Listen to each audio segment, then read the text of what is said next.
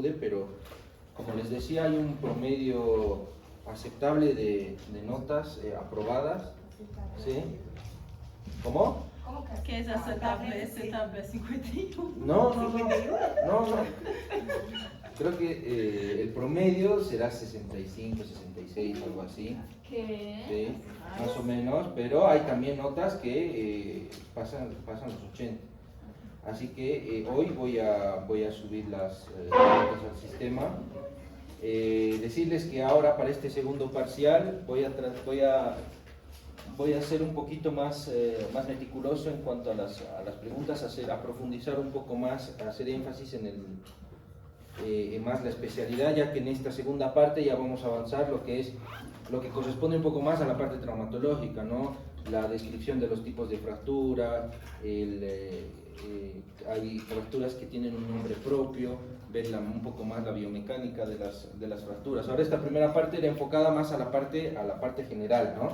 Y ahora vamos a ver lo que es la semiología en traumatología y la confección de la historia clínica, lo que es la parte traumatológica, ¿ok? Así que bueno, acá como pueden ver, vamos a avanzar lo que es semiología en traumatología, qué aspectos hay que observar para poder confeccionar una historia clínica traumatológica, ya que no es lo mismo confeccionar una historia clínica convencional de un paciente clínico, ya que lamentablemente nosotros no hacemos lo que es la auscultación, ¿no? Que sabemos que en la historia clínica convencional existe la inspección, palpación, percusión y auscultación. En traumatología lo que es la percusión y la auscultación un poco lo vamos dejando de lado, ¿sí? Para realizar otro tipo de maniobras específicas para poder confeccionar la historia clínica y llegar a un diagnóstico presuntivo, y de acuerdo a eso vamos pidiendo los estudios complementarios para llegar al diagnóstico, ¿sí? Y poder dar un tratamiento adecuado y correspondiente al paciente, ¿sí? Así que bueno, lo que vamos a avanzar ahora son los temas a tratar: es introducción, un plan de examen físico de miembros, ¿sí? Miembros, tanto miembro superior como miembro inferior, inspección, las 5 M's, ¿en qué consisten las 5 M's? ¿Sí? Complicaciones vasculonerviosas y adenopatías. ¿Ok? Dentro de la introducción, ¿sí? Lo que podemos decir, los errores médicos, ¿sí? Son rara vez por ignorancia, ¿sí? Generalmente se deben a la existencia de un examen físico incompleto, ¿sí? Y hay que desterrar el concepto, ¿sí? De que traumatología solo se diagnostica con una radiografía, ¿sí? El 70 o el 80% del diagnóstico clínico, ¿sí? Está dado por la semiología, la sintomatología, los signos y los síntomas que va a presentar el paciente. No es venir y decir, no, me duele el hombro, bueno, hacete esta radiografía y luego vemos, ¿no? Parece una anécdota, pero lamentablemente es así. Uno dice que nuestra rama no manejamos mucho la clínica, pero sí se maneja mucho lo de la semiología y lo que es las distintas maniobras que se tienen que realizar, ¿sí? Ante cuadros de difícil diagnóstico, ¿sí? Si se analiza punto por punto, separadamente, cada elemento semiológico reúne condiciones para llegar a un probable diagnóstico, acompañado de estudios complementarios, ¿no? El principal estudio complementario en traumatología es la radiografía, ¿sí? Y acá vamos a ir viendo lo que es el plan de examen físico, ¿sí? Para el estudio de los miembros, ¿sí? Es esencial, ¿sí? La mnemotecnia principalmente de las 5 M. Lo que hacemos en semiología es una inspección. ¿Qué es lo que tenemos que ver o qué es lo que tenemos que observar en un paciente para poder llegar a un diagnóstico? Principalmente es la actitud, los ejes clínicos, porque existen distintos tipos de desejes, ¿no? Vamos a ver más adelante cómo son esos desejes. Seguramente ustedes ya han debido escuchar la desalineación en varo, en valgo, en antecurvo o en retrocurvo, ¿sí? A nosotros eso es fundamental, ya que un deseje del miembro puede ir afectando lo que es la funcionalidad de la articulación y desencadenar en un proceso artrósico, ¿sí? La forma, el tamaño, existen algunas patologías congénitas que nos hace presentar un tipo de discrepancia. Discrepancia quiere decir una alteración en la longitud de un eje en comparación al otro, como por ejemplo una displasia congénita de cadera, va a presentar un deseje. Un fémur corto congénito o una tibia corta congénita va a desencadenar en una alteración, ¿sí? en el tamaño del miembro a estudiar, y de acuerdo a eso nosotros tenemos que ir viendo cómo poder ir resolviendo. La piel es importante para nosotros debido a que pacientes que tienen alguna vasculopatía, ¿sí? Nos tienen que hacer profundizar el estudio, ¿sí? Ya que si va a ser sometido a una intervención quirúrgica, nosotros que tenemos que tratar de evitar, ¿sí?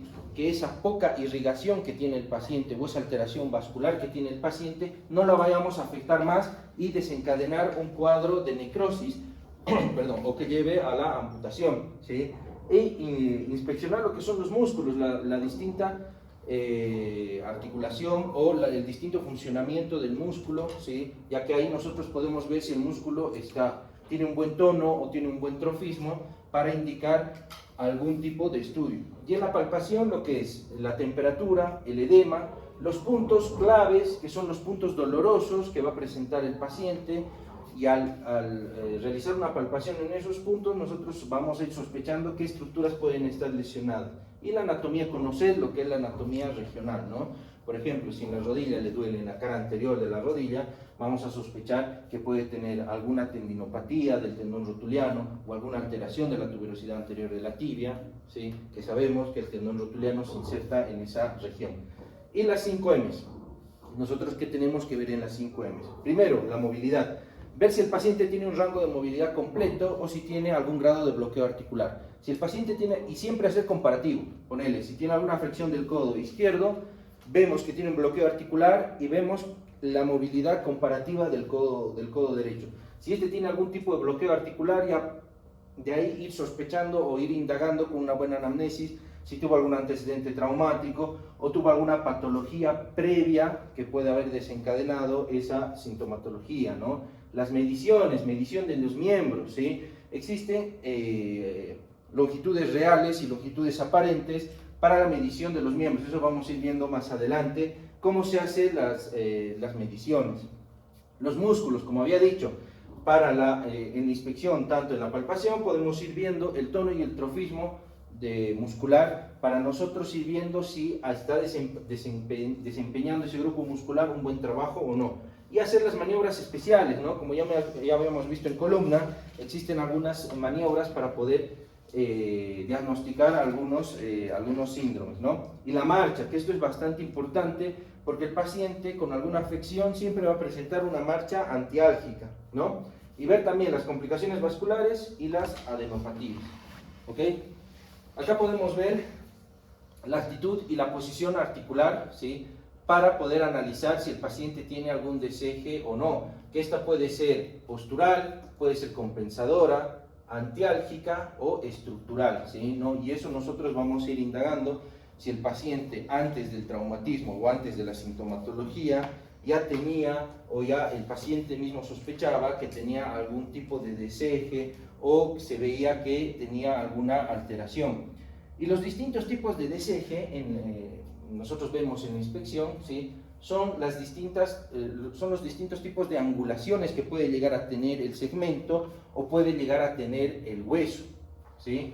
Por ejemplo, tenemos lo que son las desviaciones en valgo, las desviaciones en varo, como habíamos dicho, del segmento óseo, la desviación en antecurvo o en retrocurvo. Nosotros, ¿cómo nos damos cuenta en qué tipo de desviación va a presentar el segmento afectado? Nosotros trazamos una línea media, ¿sí? Que divide el cuerpo en una parte derecha y en una parte izquierda, ¿sí? Si esa línea media, el segmento va a presentar una desviación hacia esa línea media, va a presentar una deformidad en valgo, ¿sí? Si esa deformidad se va a alejar de esa línea media, va a tener una deformidad en varo, ¿sí? En el plano frontal, ¿sí? En el plano lateral o sagital, ¿sí? Si esa línea media va a estar alejado, también va a tener una desviación en antecurvo o una desviación en retrocurvo. Antecurvo quiere decir que la desviación está para adelante y retrocurvo para atrás. Y cómo este tipo de desviaciones, cómo nosotros los vamos traspolando hacia las articulaciones. Esto es importante que lo sepan porque es una causa común, ¿sí? de consulta, sobre todo en los niños, que presentan este tipo de desviaciones, ¿ok? Cuando el segmento de las rodillas o el segmento articular de las rodillas, como dijimos, trazamos nosotros acá una línea media, y si esa desviación se acerca a la línea media, va a tener una desviación en valgo, y si es en la rodilla se denomina genu-valgo, ¿sí? Toda alteración que presente en la rodilla va a tener el denominativo genu, ¿sí? El dolor en la rodilla se denomina gonalgia. La artrosis a nivel de la rodilla, ¿sí? Gonartrosis, ¿ok? Así que toda alteración, toda afección que se presenta a nivel de la articulación de la rodilla va a tener el denominativo genu, ¿sí? O gonalgia, gonartrosis y todo eso, ¿ok? Y la desviación hacia afuera de esa línea media o equidistante de esa línea media va a tener la desviación de genu-varo, ¿ok? Así que bueno, un mnemotécnico que a mí me enseñaron, esto era cuando estaba haciendo creo el internado, viene un médico y me pregunta qué desviación tiene, yo no me acordaba, o sea, me confundía mucho entre genu-varo y genu-valgo, y me dice, genu-valgo es la desviación que va a tener una forma de L, ¿ok? Genu-valgo va a ser las rodillas para adentro, genu-valgo no cabalgo, me dice, yo no lo entendí en principio, claro, genu-valgo no cabalgo, ¿por qué? Porque no se va a poder subir al caballo, me dice, porque va a tener las rodillas juntas, así que yo dije, bueno, de esa manera un poco me amplió el concepto y un poco como que lo relaciono a eso, ¿sí? Así que la desviación de genu-valgo va a ser la desviación hacia la línea, próxima hacia la línea media, va a tener la forma de L, ¿ok? Y genu-varo va a ser una desviación de la línea media, ¿sí? Y va a estar como arqueado el paciente. Y eso lo tienen que ir describiendo en lo que es la inspección, a nivel, cuando estén confeccionando la historia clínica. Paciente con aparente deformidad en genu-varo o en genu-valgo, ¿ok? Después, más adelante, vamos a tener las alteraciones, ¿sí? Rotacionales, como vemos acá. Vamos a tener o cierta desviación de rotación externa o cierta desviación en rotación interna, ¿ok? Después, existen algunas afecciones que hacen que el segmento a estudiar presenten deformidades, como una pseudoartrosis congénita de tibia. Ya habíamos hablado que pseudoartrosis, ¿qué significa pseudoartrosis? El término, ¿quién se acuerda? Pseudo, ¿qué significa? Falso. Falso. ¿Y artrosis? Es una falsa articulación que se presenta a nivel del segmento, ¿sí? Es la ausencia de la consolidación de ese segmento fracturado, ¿sí? Y que va a presentar una movilidad. Es por eso que es una pseudoartrosis, es una falsa articulación, se debe a una ausencia de consolidación. Y ahí nosotros tenemos que ir estudiando por qué se debe esa ausencia de consolidación.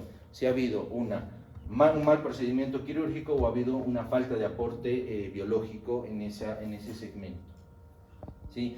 Después, lo que nosotros tenemos que ir viendo en la inspección también son las distintas posiciones antiálgicas o los distintos signos que presenta. Como habíamos dicho nosotros, en la luxación glenumeral va a presentar el signo de la charretera, ¿sí? En la luxación acromioclavicular el signo de la tecla, ¿sí?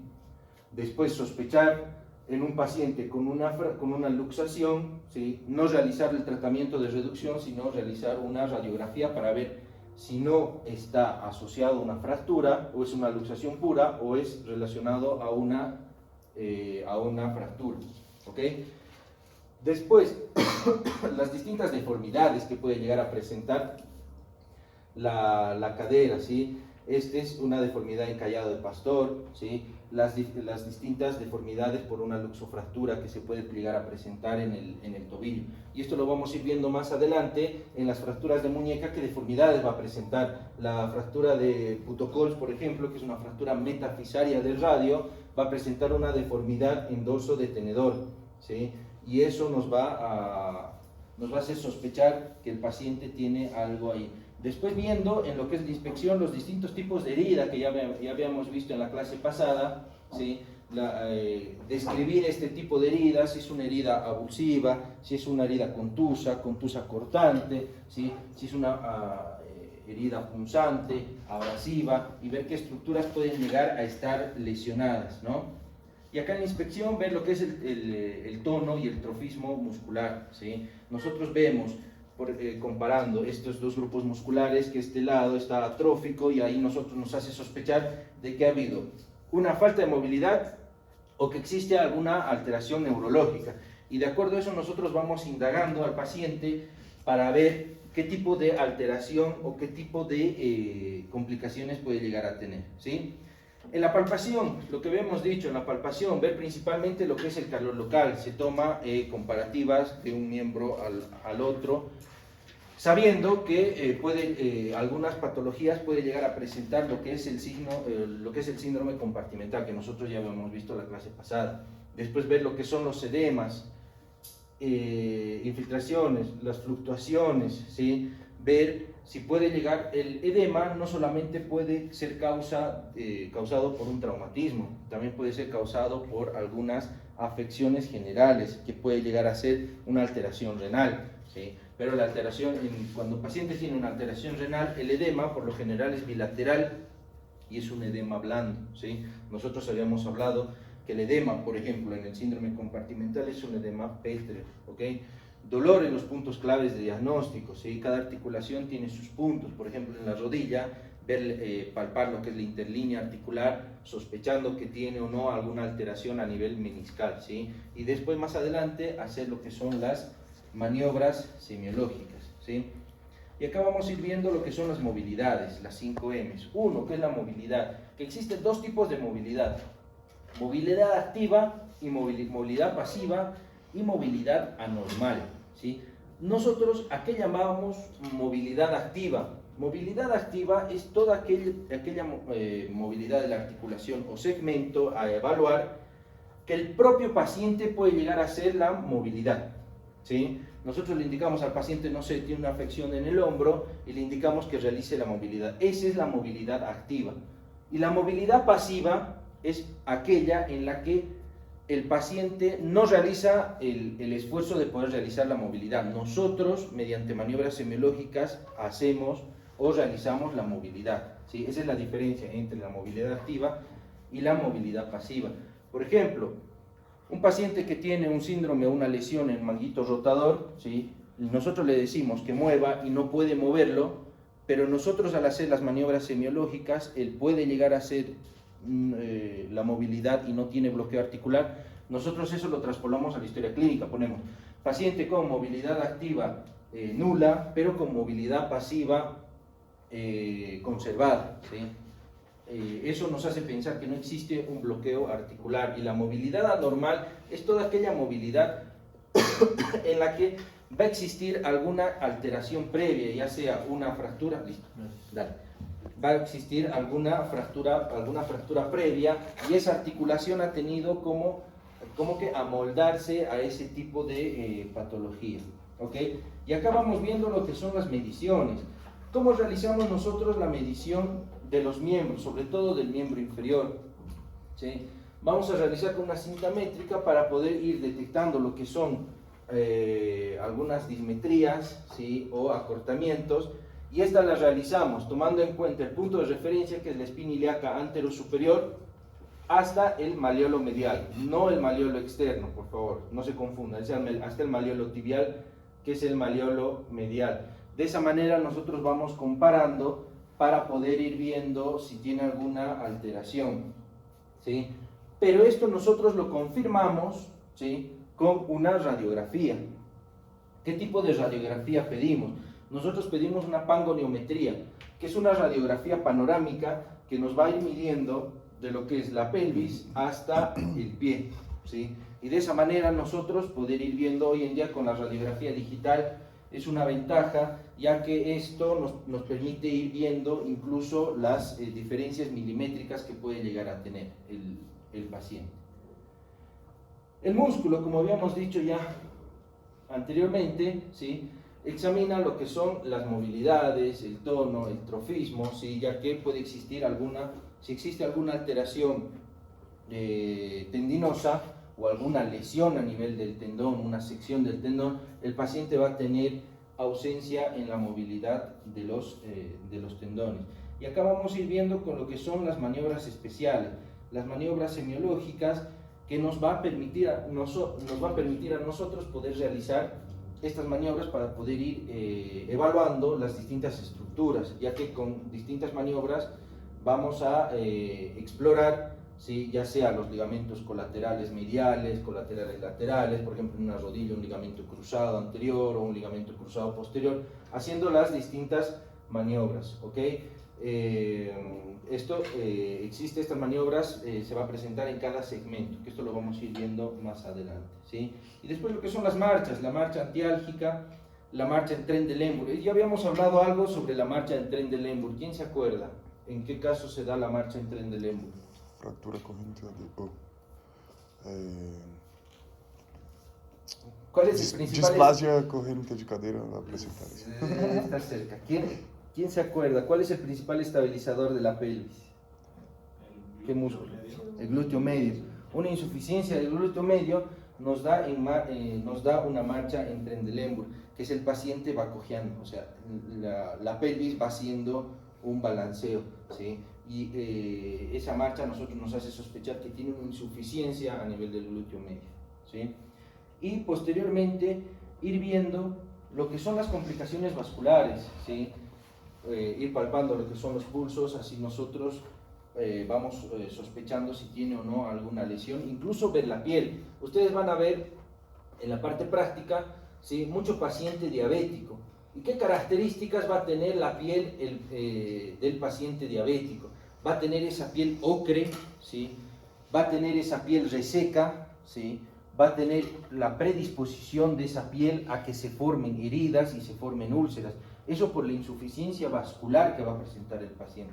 Y ustedes en la parte práctica, cuando lleguen a un internado, van a ver que las heridas del paciente diabético van a tardar casi el doble de sanar que en un paciente normal. ¿Por qué? Justamente es por esto, por la insuficiencia vascular que va a tener, ya que la diabetes va a generar se denomina una vasculopatía diabética, que va a tener una afección en la microcirculación, y es por eso que no le va a llegar el aporte sanguíneo correspondiente para poder cicatrizar de manera adecuada o en el tiempo pertinente esa herida, ¿sí? Por eso que hay que poner mucha atención en el paciente diabético. Para nosotros el paciente diabético, lamentablemente, tratarlo es un reto, al mismo tiempo es un dolor de cabeza, ¿sí? Debido a que este tipo de paciente muchas veces es un paciente rebelde, ¿sí? Que si nosotros no controlamos lo que es la parte de la glicemia, lamentablemente lo que es la curación de la herida no se va a poder presentar. Es por eso que cuando tenemos que someter a un proceso quirúrgico a un paciente diabético, tenemos que tener mucho cuidado y tenemos que tener un control previo para poder realizar la intervención quirúrgica, ¿no? Ver lo que son las lesiones en los nervios, ¿sí? Ya habíamos visto algunas maniobras que ahora lo vamos a ir repasando, ¿ok? Así que eso es en cuanto a lo que es un poco la confección de la historia clínica, y sobre todo también ir palpando lo que son las adenopatías. ¿Qué son las adenopatías? ¿Sí? Nosotros sabemos que tenemos cadenas ganglionares, que esas cadenas ganglionares, al tener algún proceso infeccioso, ¿sí? Al tener algún proceso tumoral, esa cadena ganglionar va a reaccionar y va a ir aumentando de tamaño, ¿sí? Es por eso que siempre hay que ir palpando lo que son las cadenas ganglionares, para ir sospechando si tiene alguna lesión supurada, algún proceso infeccioso, alguna tuberculosis o algún tumor.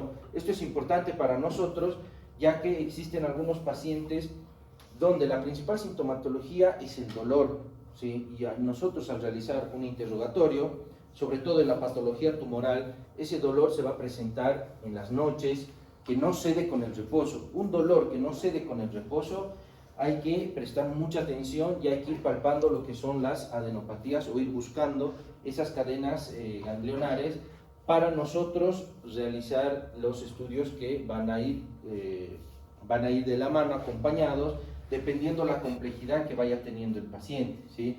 Así que estas son todas las medidas o toda la secuencia que tenemos que tomar en cuenta para poder confeccionar lo que son las historias clínicas, tanto en emergencia. Bueno, en emergencia más que nada es una revisión rápida del paciente, ¿sí? Ya que por lo general son pacientes que vienen con traumatismos múltiples o politraumatizados, que no podemos ir indagando, ser muy meticulosos en el interrogatorio. Pero un paciente en consultorio, sí podemos hacer todo esto, ¿sí? Un paciente que viene con una artrosis o con una lumbalgia, nosotros tenemos que ir viendo todo eso, desde cómo entra al consultorio, cómo empezó el dolor, si ha tenido un antecedente traumático o no, si ha tenido algún sobreesfuerzo o algún problema físico previo o algún antecedente de joven, es un problema de cadera y lo atribuye, no sé, a un golpe, pero yo le pregunto, ¿y de niño tuvo algún problema? Y me dice, sí, de niño tuve una displasia del desarrollo, una luxación congénita de cadera, y nosotros ya nos hace sospechar de que es una consecuencia de la patología previa que ha tenido, ¿ok?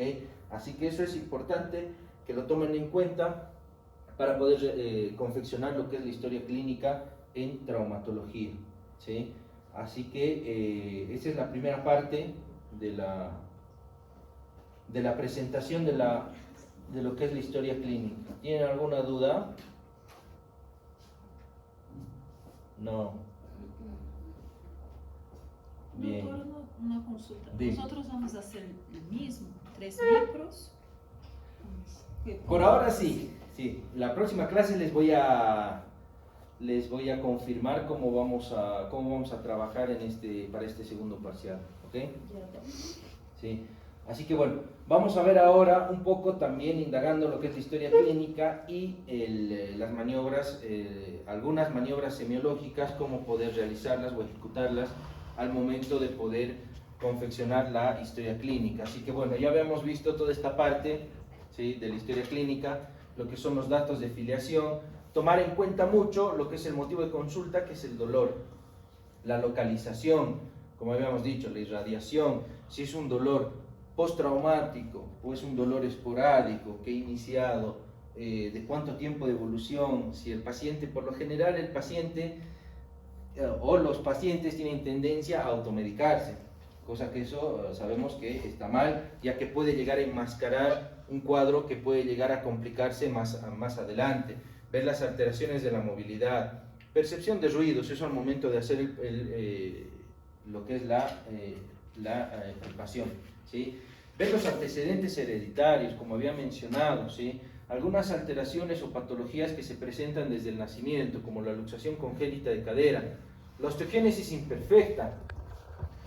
No sé si vieron creo que era el año pasado, salió en las noticias, que había un chiquito con esta afección de osteogénesis imperfecta. ¿Qué creen que significa esa afección? ¿Sí? O es la denominada patología del niño de huesos de cristal, ¿sí? Es un niño, ¿sí?, que va a presentar baja talla, una alteración en el metabolismo óseo, en el cual ese hueso que se está llegando a formar no tiene toda la contextura normal que tiene que llegar a formarse, ¿sí? Es por eso que se denomina el niño de huesos de cristal, y tiene tendencia que por una simple caída puede tener fracturas en varios segmentos del cuerpo, ¿sí? Una condroplasia. ¿Qué es una condroplasia? ¿Quién sabe? Es el paciente enanito, de talla baja, ¿sí? ¿Cuándo nosotros llamamos o cuándo nosotros decimos que un paciente tiene talla baja? ¿Yo tengo talla baja? No sé. ¿Por qué? ¿Por qué? Por ser grande. Pero si fuera más chiquito, Pero el tamaño de fémur. no. Todo paciente que mide menos de 1.35 o 1.40 se denomina paciente talla baja, ¿sí? Todo paciente que tiene baja de esa medida, 1,5 metros, 1,40 metros, se considera paciente de talla baja. Y ahí nosotros tenemos que ir investigando a qué se debe esa talla baja. Muchas veces puede ser por causas metabólicas, ¿sí? Alguna alteración no sé, un tumor en el cerebro, algo de eso, ¿sí? O exostosis múltiple. Existen algunas patologías en las cuales durante el desarrollo sabemos que el hueso del niño es el 80-90% cartilaginoso, ¿sí? Y ese cartílago va a presentar un crecimiento errático y va a presentar exostosis múltiple, ¿sí? Algunas son pequeños tumores de origen cartilaginoso que va a presentar el paciente. Y después ir viendo los antecedentes personales, a qué se dedica el paciente, pero no es lo mismo la afección, una lumbalgia en un paciente que realiza trabajo pesado como una lumbalgia del paciente que, no sé, hace trabajo de oficina. Ahí nosotros vamos a ir sospechando que este paciente que realiza mayor esfuerzo puede llegar a tener alguna alteración, ¿sí?, mayor que el paciente que puede llegar a tener o realizar trabajo de oficina, ¿sí? Y acá, como habíamos dicho, lo que es la palpación, la inspección general, ¿sí?, el examen físico del aparato locomotor a estudiar, ¿sí? Y acá vemos lo que son actitud, posición y postura, ¿sí? Estos tres términos parecen iguales, pero difieren un poco, ¿sí? La actitud es la disposición segmentaria del segmento orgánico amplio, ¿sí? La actitud de la cadera, ¿sí? La cadera tiene una actitud o tiene una predisposición, ¿sí? Nosotros pensamos que es algo derecho, ¿sí? Pero la actitud de la cadera tiene una anteversión, ¿sí? La cadera no está así, está un poco anteversa, tiene una anteversión de aproximadamente 10 a 15 grados, ¿sí? La posición es el punto de arco de movimiento de una articulación, ¿sí? La posición del codo en flexión de 70 grados, esa es la posición en la cual nosotros vamos a realizar el análisis semiológico, ¿sí? Ya habíamos visto en la clase de inmovilizaciones, ¿sí?, todas las posiciones antiálgicas que puede llegar a tener el paciente, ¿sí? Y la postura, ver la postura, la alineación, si tiene algún tipo de deseje o alguna alteración a ese nivel. Y acá vamos viendo lo que son las mediciones, lo que les había mencionado, ¿sí? Ver los puntos de reparo, ya que existen dos puntos de reparo para poder ir viendo y hacer la medición, por ejemplo, del miembro superior para ver la medición aparente y la medición real, ¿sí? Uno de esos puntos es el mango punto medio del mango del esternón, ¿sí? Para poder realizar la medición tomamos en cuenta referencias anatómicas, uno que es en la parte del tronco, que es el mango del esternón, o la punta del acromio, de la articulación acromio-clavicular. Ya en la parte distal tomamos en cuenta lo que es el punto más distal del radio, que es el estiloide radial, ¿sí?, o la falange distal del dedo medio. Así nosotros hacemos las mediciones aparentes y mediciones reales, ¿sí? La medición aparente, tomamos el punto con la cinta métrica desde el mango del esternón hasta la apófisis del radio, apófisis estiloides del radio, o al punto medio o al punto de la falange distal. Esa es una medición aparente, pero la medición real es aquella en la que tomamos en cuenta desde la articulación acromio-clavicular hasta la parte distal, hasta la apófisis estiloides del radio o hasta la falange distal del dedo medio, ¿sí? Eso es en el miembro superior. Y en el miembro inferior nosotros ya habíamos visto cómo poder realizar la longitud real, ¿sí?, y la longitud aparente, ¿no? Habíamos indicado que tomar en cuenta la espina ilíaca antero-superior hasta el maleolo medial, ¿sí? Y esto es un escanograma, lo que les había dicho, una radiografía que nosotros nos permite medir más exactamente, con mayor precisión, ¿sí?, si el paciente tiene o no, presenta o no algún deseje, para que nosotros podamos ir estudiando y viéndolo, ¿sí? Así que bueno, vamos a ir viendo ahora un par de maniobras para nosotros poder ir realizando distintos exámenes en cuanto a la sintomatología que va a presentar el paciente, ¿sí? Esta maniobra, que es el signo del cajón anterior, que se realiza a nivel del tobillo, cuando el paciente tiene alguna afección o algún esguince o algún antecedente de alguna luxación del tobillo, ¿sí? Sabemos que el ligamento, ¿sí?, va a estar afectado, ¿sí?, y que le da la estabilidad a la articulación. Ahí nosotros hacemos esta maniobra, que consiste en el paciente sentado con los pies colgando, ¿sí? Nosotros agarramos lo que es la parte de la tibia y agarramos el talón y hacemos la traslación del segmento del pie para adelante, ¿sí?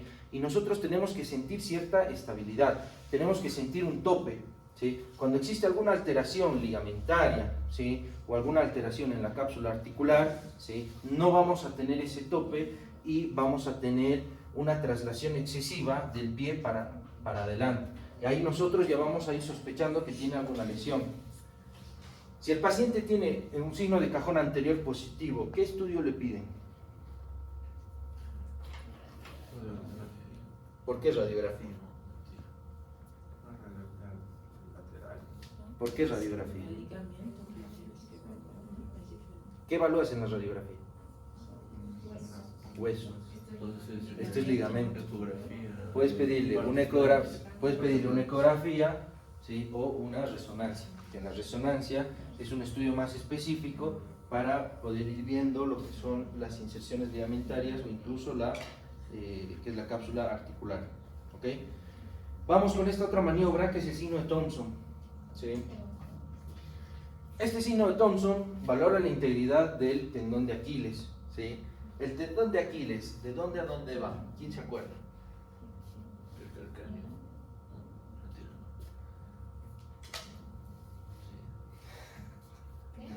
El tendón de Aquiles, ¿cuál es su origen y cuál es su inserción? Primero, es un tendón. ¿El tendón dónde nace? Músculo. En el músculo. Bien, ¿qué músculo? Es aquí. En los gemelos, en los gastrocnemios. ¿Dónde nacen los Circunflexión. gemelos o los gastrocnemios? ¿Dónde es su origen? Nace en la parte posterior, ¿sí?, de los cóndilos femorales. ¿Sí? Va desde el fémur, de la parte posterior, ¿sí? Y se va a llegar a insertar, tiene una porción miotendinosa, ¿sí? Que es la zona de transformación en la parte muscular a la parte tendinosa, y se va a insertar en la parte posterior, ¿sí?, del calcáneo. Y este signo de Thompson va a ser evaluado en aquellos pacientes que van a tener alguna lesión o alguna sección completa del tendón de Aquiles. ¿Cómo se evalúa? Yo no les hago poner en esta posición, yo les hago acostar en la camilla con los pies colgando, ¿sí? Ahí uno agarra lo que es el gemelo o el gastrocnemio y hace compresión. Y al momento de hacer compresión, ¿sí?, ustedes mismos se pueden ir dando cuenta que al momento de hacer compresión el pie se mueve. Eso porque generamos nosotros una contracción de este músculo al hacer compresión y el pie se tiene que mover. Y el lado que tiene la alteración o la afección no va a presentar esa movilidad, va a estar quieto, ¿sí? Ahí nosotros hablamos que es un signo de Thompson positivo, ¿sí? Paciente, esto se da el 80-90% en aquellos pacientes que tienen una sección completa del tendón de Aquiles, ¿sí? Y no muchas veces esto es de origen traumático, por una herida o por un traumatismo. Esto se da mucho en los deportistas, ¿sí? Hay muchas rupturas esporádicas, espontáneas del tendón de Aquiles, en la cual el paciente incluso dice, estaba por arrancar, por hacer el despegue del pie y he sentido como un piedrazo. Es característico eso que te dice. He sentido como si alguien me hubiera tirado una piedra en el pie, pero me doy la vuelta y no he sentido nada. No ha habido alguien que me golpee ni nada de eso. Ahí nosotros vamos haciendo lo que es la maniobra semiológica, o a la inspección nosotros vamos palpando lo que es la integridad del tendón y sentimos cómo existe un hundimiento. Ese es el signo del hachazo también, en una alteración o en una sección completa del tendón de Aquiles. Otra maniobra que se realiza a nivel de la rodilla, ¿sí?, es la maniobra del bostezo, ¿sí? Esta maniobra nos permite valorar lo que es la integridad de los ligamentos colaterales, colateral lateral y colateral medial de la rodilla. ¿Y cómo ejecutamos nosotros esta maniobra? Paciente se encuentra en decúbito dorsal, ¿sí? Indicamos primero que haga una leve flexión de la rodilla, ¿sí? Que relaje todo lo que es la parte de la rodilla. Ponemos una mano en lo que es en la parte distal del fémur y otra en la parte distal de la tibia, y hacemos la maniobra bostezo externo y bostezo interno, ¿sí? Y nosotros al ejecutar esto tenemos que sentir un tope, ¿sí?, al tener una integridad de esta articulación. Al tener alguna lesión de esta articulación vamos a tener una apertura excesiva y va a desencadenar o generar mucho dolor en el paciente. Ahí nosotros también sospechamos que tiene alguna lesión a nivel de los ligamentos, ¿sí? Y esto es una maniobra clásica que se realiza, ¿sí?, en la rodilla para ver alteraciones del ligamento cruzado anterior o el ligamento cruzado posterior, que seguramente han escuchado hablar, que es la maniobra de cajón anterior y cajón posterior. ¿En qué consiste esta maniobra? Esta maniobra consiste en paciente en decúbito dorsal con la rodilla flexionada a 90 grados. Eso es importante. Muchas veces, por el dolor, el paciente no puede llegar a flexionar. Y en caso que no puede llegar a flexionar o a completar los 90 grados, tenemos que realizar otras maniobras, ¿sí? Y esta maniobra es, nosotros bloqueamos o nos sentamos sobre el pie, ¿sí? Y nosotros apoyamos lo que es el pulgar sobre la cara anterior de la tibia y la parte distal sobre la parte posterior, sobre el hueco popliteo. Y hacemos el movimiento de traslación anterior o el movimiento de traslación posterior. Eso se denomina cajón anterior o cajón posterior, ¿sí? Y cuando nosotros tenemos una insuficiencia de los ligamentos cruzados, que esos nos van a dar la estabilidad a nivel anterior y posterior de la rodilla, si existe esa insuficiencia, ¿sí?, vamos a tener una traslación excesiva de esa articulación, ¿sí? Este es la maniobra semiológica que se realiza más, ¿sí?, en los pacientes deportistas, porque los traumatismos de rodillas son bastante comunes, ¿sí? Y nosotros, al tener la sospecha de que existe alguna lesión o tiene algún signo de cajón anterior o posterior positivo, realizamos lo que es la resonancia. Después vamos a ver otros signos. Este es el signo de Finkelstein, ¿sí?, que nos sirve para diagnosticar una tendinopatía o una tenosinovitis de Kerbein. ¿Cuál es la tenosinovitis de Kerbein? ¿Quién se acuerda por qué estructuras está formado la tabaquera anatómica?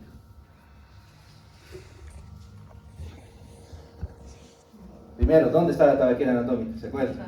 Ah. ¿Y qué tendones forman la tabaquera anatómica? ¿Quién se acuerda? Se pregunta examen, ¿eh?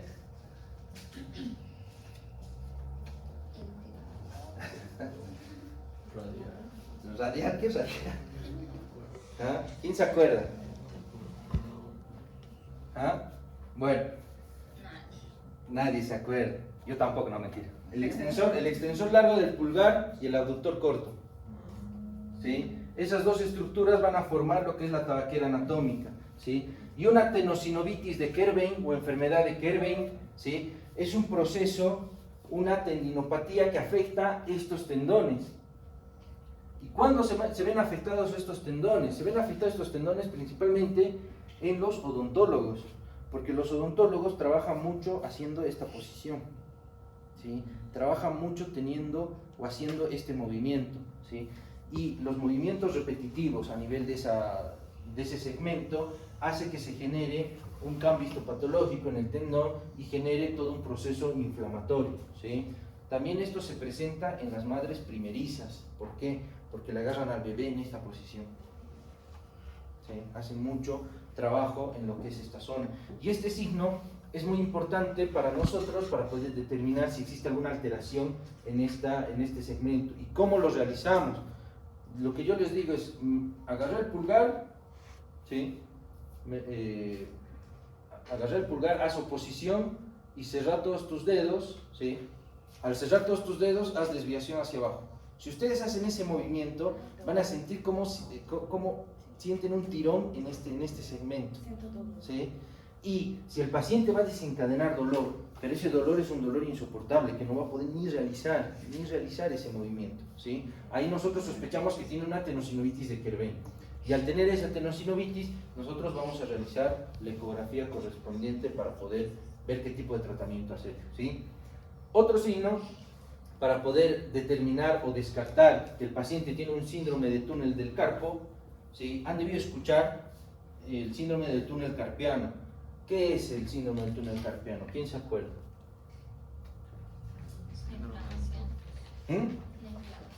¿De dónde? ¿O de qué estructura? ¿Dónde está el túnel del carpo? ¿Dónde está el carpo? El ligamento transverso, si no me recuerdo. Sí. ¿Y qué pasa por debajo del ligamento transverso? El ligamento transverso es comprimido por otro ligamento. No. Más más bien el ligamento transverso es el que comprime estructuras, ¿sí? Como vemos en la imagen, el síndrome del túnel del carpo, ¿sí?, es una afección que se va a dar, ¿sí?, a nivel del carpo, ¿sí?, por una inflamación del ligamento transverso, ¿sí?, que va a generar una alteración a nivel del nervio mediano, ¿sí?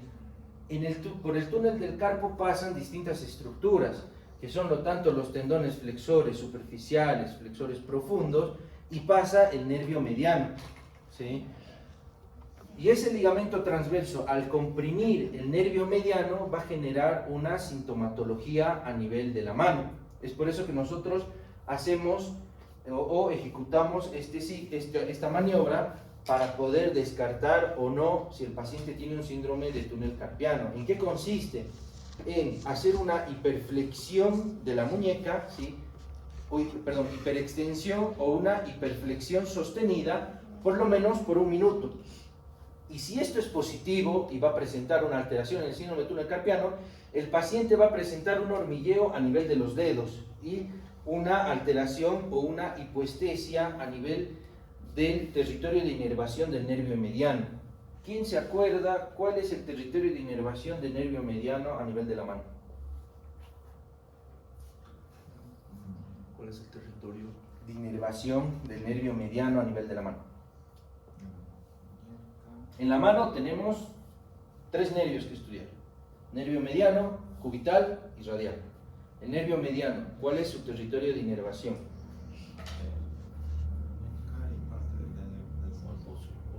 Estos 3 dedos va a inervar el nervio mediano, ¿sí? Va a tener hipoestesia en el dedo pulgar, medio, ¿sí?, y anular, ¿ok?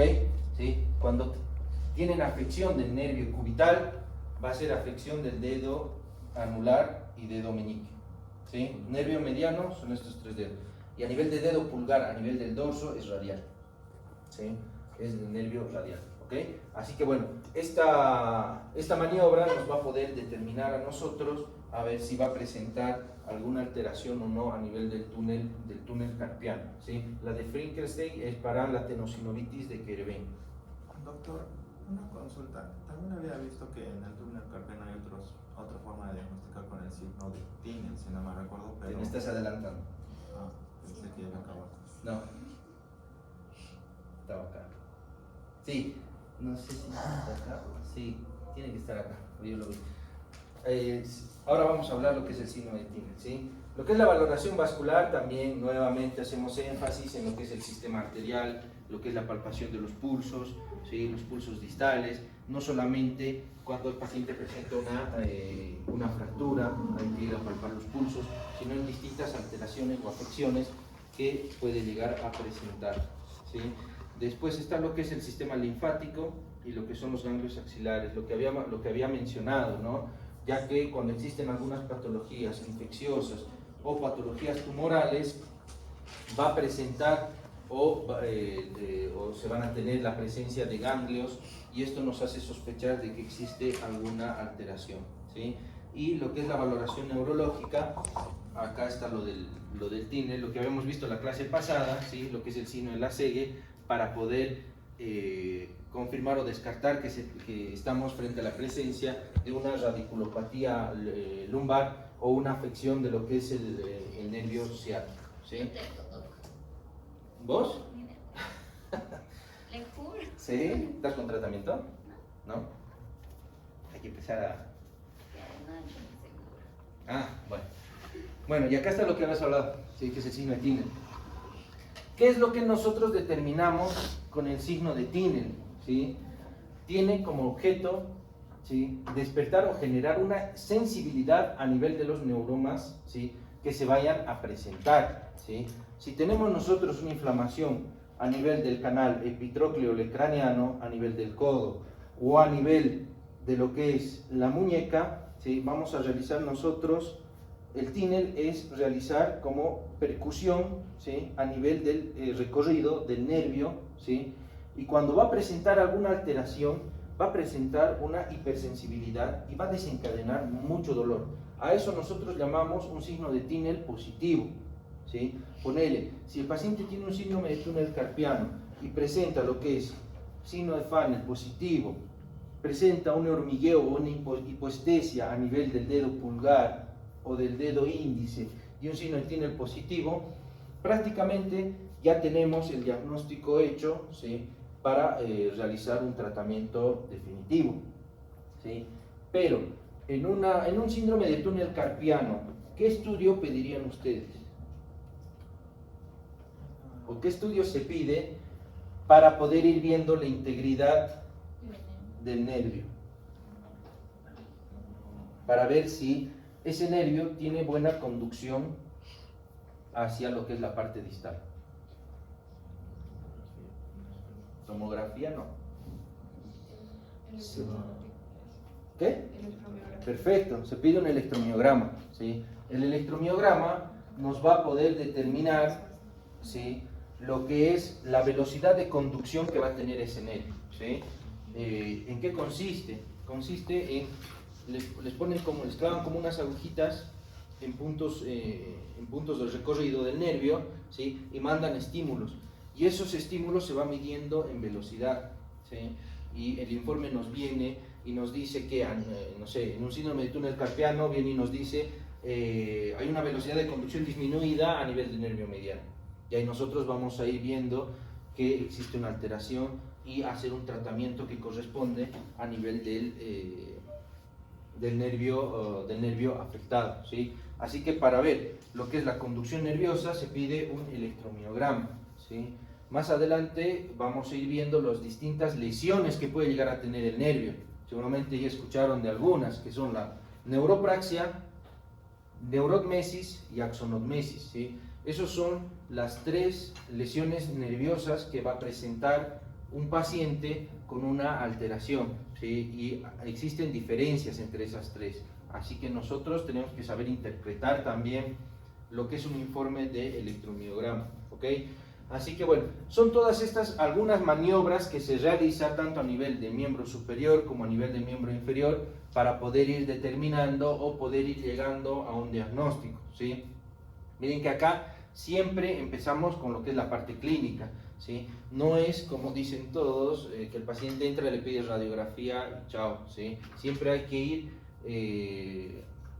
secuencialmente haciendo un buen examen semiológico para nosotros ir pidiendo un estudio complementario adecuado, ¿sí? Porque existen muchos casos en los que dicen, no sé, tiene esta afección y pedirle una tomografía o una radiografía, que al paciente lo irradias en vano, le haces gastar recursos económicos y eso no está bien, ¿sí? Así que bueno, teniendo en cuenta todos estos signos, teniendo en cuenta la secuencia de las maniobras semiológicas que uno tiene que realizar y la secuencia de la confección de una historia clínica, ustedes ya tienen que ser capaces de poder llegar a un diagnóstico, ¿sí?, presuntivo, ¿sí?, ya que el diagnóstico de certeza lo vamos a tener ya sea con el estudio complementario, ¿ok? Pero sepan que todos estos signos lo tienen que ir sabiendo. Son un montón, ¿sí? Pero con que me sepan realizar 2 o 3 maniobras en cada segmento, ¿sí?, va a ser ideal, ¿sí? Y también que sepan qué estructuras se evalúan, porque no es lo mismo que me digan, no sé, le hago un cajón anterior de rodilla y parece que tiene una lesión del ligamento colateral medial, o sea, no existe congruencia con ese relato, ¿no? Así que bueno chicos, eso es todo. Eso es lo que es la parte de la confección de historia clínica, algunos síntomas que hemos visto, ¿sí? Con todo esto, vayan traspolándolo a lo que es la parte práctica, que es donde más tienen que absorber el conocimiento, viendo al paciente, preguntando, ¿sí?, y haciendo una buena anamnesis, ¿ok? Así que esto lo tienen que absorber o lo tienen que explotar al máximo en lo que es la parte práctica. ¿Ok? Bien. Listo chicos, hoy los libero temprano. 55 minutos de aula.